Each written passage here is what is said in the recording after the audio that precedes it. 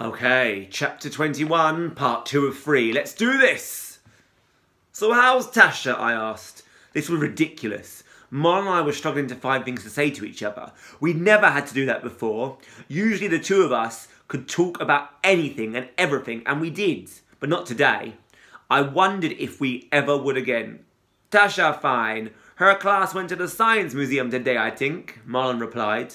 We carried on walking in a floundering silence until Rashid and Andrew took pity on us. They took over the conversation then, talking about the last time both of them had visited the Science Museum. Marlon and I lapsed back into silence. I sighed inwardly. It was really scraping the bottom of the barrel when I had to ask Marlon about his younger sister. Marlon and I joined in the conversation, but I noticed that we only ever spoke in response to what Andrew or Rashid said. By the time we reached the swimming pool, I was desperate for Marlon and me to behave normally with each other. I tried smiling at him to let him know that everything was okay, but although he smiled back, he didn't seem to have much to say. Things will be better once we're in the pool, I told myself. Marlon, Andrew and the others always had fun in the pool, only this time I'd be having fun with them. Who's on for Daredevil Dive? Andrew laughed. I am. I got in before anyone else could answer. Bear with me. Suddenly, all my friends' eyes were on me. You sure? Andrew asked seriously. Yep. Don't you think you should wait a bit first? Asked Rashid. I mean, you have to dive and touch the bottom of the pool in the deep end. It's a long way down. Don't worry, I can handle it. And if I can't get to the bottom, I'll just come up again. That's all. Cam, I'm not sure this is such a good idea. Andrew began. No. If he wants to play the Daredevil Dive, let him. I wasn't the only one who was surprised by Marlon's words. Usually he was the first one to tell me not to do things, to urge me to be cautious. I wondered at his sudden change of heart. Cam hates people to fuss over him, Marlon said, looking directly at me. Besides, he's probably fitter than all of us put together with his new pig art. Something inside me went very still and very alert when he said that. What was he getting at? There was a note in his voice, a peculiar tone that I didn't recognise. If you're sure it's safe, Andrew was still doubtful. Don't worry about me, I said. Just prepare to get beaten. Big talk from a peanut head, Andrew laughed. We'll see you with a peanut head, I told him. We all lined up at the side of the pool. I could feel my heart begin to beat faster with anticipation. I was exhilarated. This was something I never thought I'd be able to do a few months ago. But I must admit, part of me was a bit scared. I hadn't been at the deep end of the pool since before my heart went bad, and Dr. Bryce had told me to not push it.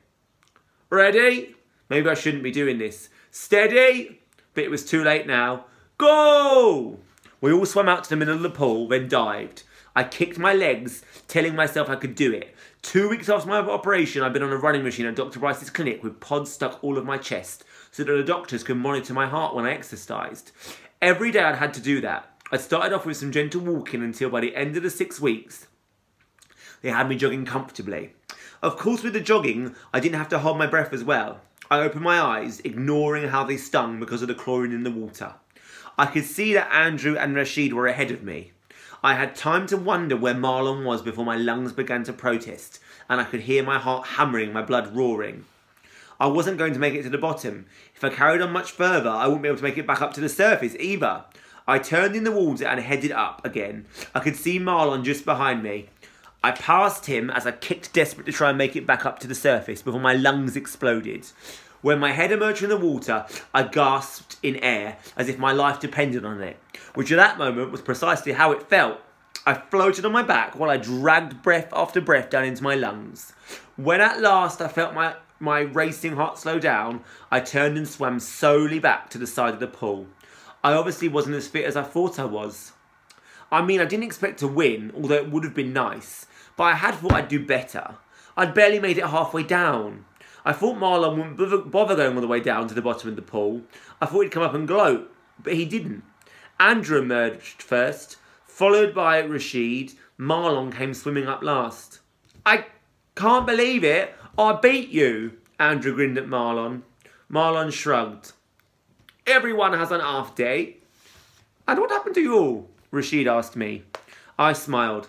I decided it'd be too humiliating for you if I beat you on my first attempt, so I decided to wait until next week to kick your butt. Same time, same place. Your wish. Dream on. I looked at Marlon and we both burst out laughing.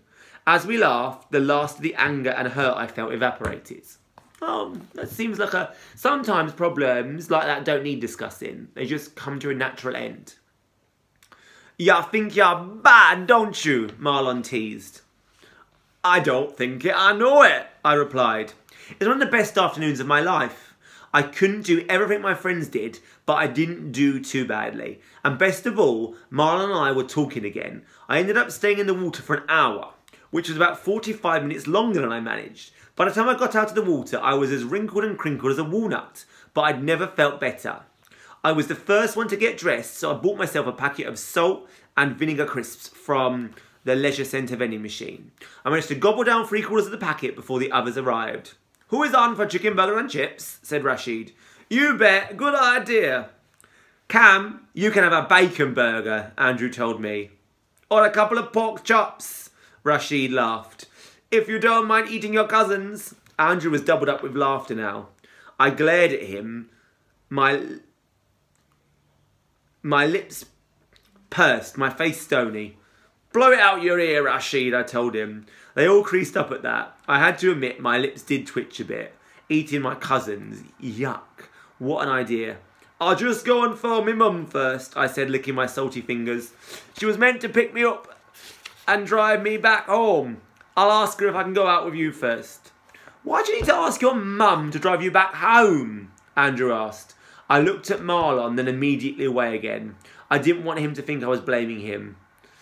Because I wasn't. We've been getting 1 or 2 weirdo letters, that's all, I shrugged. Some people out there think Trudy shouldn't have died to save me. Trudy? Said Rashid. That was the name of the pig I got the heart from, I explained. How'd you know that? It's a long story. I certainly wasn't going to get into it now. These weirdo letters. What do they say? Asked Marlon. Just that Mum and Dad and I ought to be ashamed and that we're immoral. That sort of thing. Anyway, if you guys wait here, I'll go and phone Mum. I walked over to the payphone in the foyer before Marlon could ask me any more questions. I could see him getting more upset with every word I said. I didn't want him to feel guilty about it. It wasn't his fault. I stuck my phone card in the slot. That's 90s. We'll go into that more later. Phone cards. In the slot and dialed Mum's mobile number. She'd written it down on a piece of paper for me, even though I told her not to. I was convinced I'd remember it. But in the end, it turned out just to be as well she did. Mum's mobile was on the hall table next to our still unplugged phone.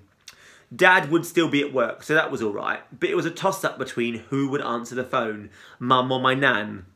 I hoped it'd be Nan. Then I could go out with my friends for sure. Mum would be harder to get round. Okay, we're going to stop there and go for chapter 21, part 3. I don't know if I told you the name of the chapter. Did I tell you it was Blood?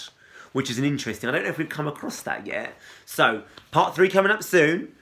I'm really intrigued. I like that Marlon is friendly again. I feel like Cam is starting to mellow out. And because I think I agreed with a lot of what Andrew said, that Cam had changed. But I think he'll start to calm down now.